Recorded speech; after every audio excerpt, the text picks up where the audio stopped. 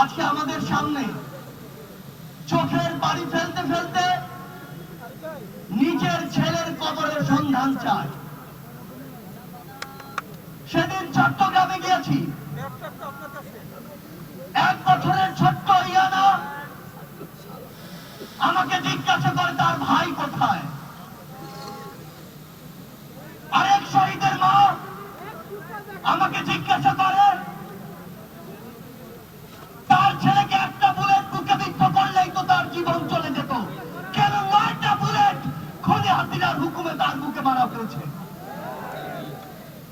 আরেক মা